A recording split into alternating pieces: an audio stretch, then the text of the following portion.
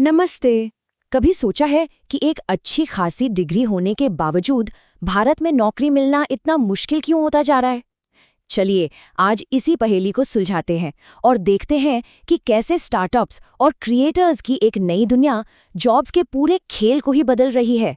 तो चलिए सबसे पहले एक बहुत ही अजीब विरोधाभास को समझते हैं जो आज भारत के एजुकेशन सिस्टम में दिखाई दे रहा है। ये जानकर शायद थोड़ी हैरानी हो कि ज्यादा पढ़ाई का मतलब हमेशा एक बेहतर नौकरी नहीं होता। क्या डिग्री सच में नौकरी की गारंटी है? ये एक ऐसा सवाल है जो हम सब ने कभी ना कभी खुद से जरूर पूछा होगा।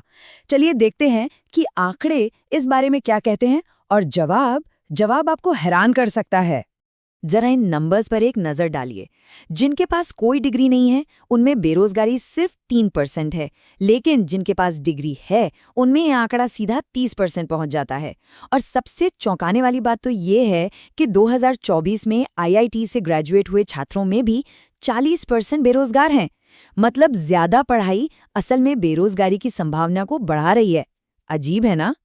तो सवाल ये है कि आखिर ऐसा हो क्यों रहा है? इस पहेली को सुलझाने के लिए हमें ये समझना होगा कि भारत में नई नौकरियां मतलब व्हाइट कॉलर जॉब्स असल में आ कहां से रही हैं। इसे ऐसे समझिए, मार्केट में पैदा होने वाली हर एक व्हाइट कॉलर नौकरी के लिए 9 नए ग्रेजुएट लाइन में खड़े हैं। ये बिल्कुल म्यूजिकल शेयर के खेल जैसा है जिसमें कुर्सियां बहुत कम हैं और खिलाड़ी बहुत ज्यादा। तो ये नौकरियां आ कहां से रही हैं? इस चार्ट को देखिए। 40% जॉब्स आती हैं ग्लोबल कैपेबिलिटी सेंटर्स यानी जीसीसीज से, जो कि बड़ी विदेशी कंपनियों के भारतीय ऑफिस हैं। इसके बाद आईटी सर्विसेज और स्टार्टअप्स का नंबर आता है। दोनों ही करीब 15% नौकरियां देते हैं।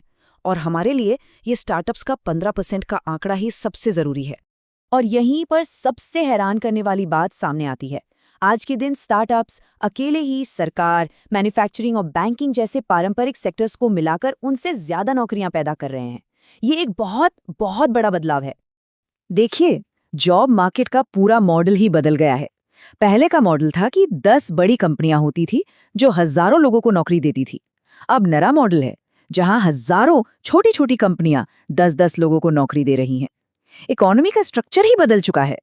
तो सवाल ये है कि ये छोटी छोटी कंपनियां इतनी बड़ी और जानी मानी कंपनियों को टक्कर कैसे दे पा रही हैं? आखिर इनके पास ऐसा क्या है जो बड़ी एमएनसीज के पास नहीं है? चलिए समझते हैं। इसका जवाब एक कॉन्सेप्ट में छिपा है जिसे कहते हैं द इनोवेटर्स डिलेमा। सुनने में भारी लगता है पर मतलब सीधा सा है। बड़ी सफल कंपनियां अक्सर नई टेक्नोलॉजी को अपनाने से डरती हैं। क्यों? क्योंकि उन्हें लगता है कि इससे उनका मौजूदा मुनाफा कम हो जाएगा, और यही डर उनकी सबसे बड़ी गलती बन जाता है।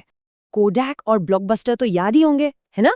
कोडैक डिजिटल कैमरों को नजरअंदाज करता रहा क्योंकि वो अपनी फिल्म बेचने में ही खुश थे, और ब्लॉकबस्टर ने सोचा कि लोग तो हमेशा डीवीडी किराए पर लेंगे और लेट फीस देते रहेंगे, तो ऑनलाइन स्ट्रीमिंग की क्या जरूरत।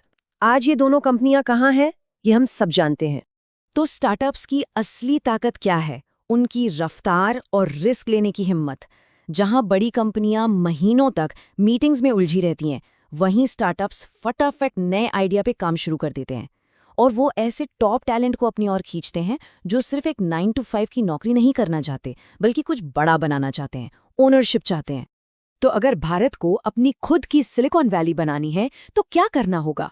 इसके लिए हमें एक स्टैनफोर्ड मूवमेंट की जरूरत है। ये एक ऐसा कल्चरल बदलाव था जिसने अमेरिका में इनोवेशन की क्रांति ला दी थी। सिलिकॉन वैली हमेशा से ऐसा नहीं था। एक वक्त था जब स्टैनफोर्ड के छात्र भी नौकरी करने के लिए कहीं और चले जाते थे। फिर एक प्रोफेसर आए, फ्रेडरिक टर्मन, जिन्होंने एक क्रांति शुरू की। उन्होंने अपने छात्रों से कहा, नौकरी मत करो, कंपनियां बनाओ। और बस इसी एक सोच ने दुनिया बदल दी। टर्मन के छात्रों का लक्ष्य हिवलेट पैकर्ड जैसी कंपनियां बनाना था, न कि उनमें नौकरी करना। यही वो माइंडसेट है, वो सोच है जिसकी आज भारत को जरूरत है। नौकरी ढूंढने वालों से नौकरी बनाने वालों की तरफ एक शिफ्ट। तो ठीक है, अगर कोई कुछ बनाना चाहता है तो उसे कौन सी स्किल्स सीखनी होंगी? चलिए एक सफल फाउंडर बनने के लिए जो 5 सबसे जरूरी स्किल्स हैं उन पर एक नजर डालते हैं। ये है, आप कह सकते हैं, सफलता का एक 5 स्टेप प्लेबुक। हम एक एक करके इन सभी पर बात करेंगे ताकि ये समझा जा सके कि एक कामयाब बिजनेस बनाने के लिए आखिर चाहिए क्या। सबसे पहली और सबसे बड़ी गलती जो ज्यादातर लोग करते हैं, वो एक ऐसा प्रोडक्ट बनाते हैं जिसकी किसी को जरूरत ही नहीं है। याद रखिए, 99% स्टार्टअप्स इसीलिए फेल नहीं होते कि उनका प्रोडक्ट खराब था, बल्कि इसलिए कि वो एक ऐसी प्रॉब्लम सॉल्व कर रहे थे जिसकी असल में किसी को परवाह ही नहीं थी। दूसरी सबसे जरूरी बात, क्या आपका बिजनेस पैसा कमा सकता है? अगर आप एक सामान बेचकर भी प्रॉफिट नहीं कमा पा रहे हैं, तो आपका बिजनेस लंबे समय तक नहीं टिक पाएगा। गणित बहुत सीधा है। अपने आइडिया को टेस्ट करने के लिए महीनों इंतजार करने की क्या जरूरत है? आप सिर्फ 2 हफ्तों में पता लगा सकते हैं कि आइडिया में दम है या नहीं। एक सिंपल सी वेबसाइट बनाइए, छोटा सा एड कैंपेन चलाइए और फिर जिन लोगों ने भी साइन अप किया है उनसे सीधे बात कीजिए। इससे आपका समय और पैसा दोनों बचेगा। कस्टमर से बात करना भी एक कला है। इसे द मॉम टेस्ट कहते हैं। मतलब क्या आप अपनी माँ से भी अपने आइडिया के बारे में सच्चा, ईमानदार फीडबैक ले सकते हैं? इसका राज ये है कि आप अपने आइडिया के बारे में बात ही मत कीजिए, बल्कि उनकी दिक्कतों और उनकी जिंदगी के बारे में बात कीजिए। कम बोलिए और ज्यादा सुनिए। और आखिर में 5वां स्किल, आपके पास दुनिया का सबसे अच्छा प्रोडक्ट हो सकता है, लेकिन अगर किसी को उसके बारे में पता ही नहीं तो वो बिकेगा कैसे? आज की इस शोर शराबे वाली दुनिया में आपको ये सीखना ही होगा कि लोगों का ध्यान अपनी ओर कैसे खींचा जाए। तो हमने काफी कुछ देखा और समझा। अब सवाल ये है कि इन सब बातों का मतलब क्या है? आने वाला भविष्य कैसा होगा? तो रास्ता कौन सा चुनना है? क्या एक ऐसी नौकरी का इंतजार करना है जो शायद कभी मिले ही ना, या फिर बाहर निकलकर अपनी किस्मत खुद बनानी है? इस नई अर्थव्यवस्था में चुनाव हमारा अपना है।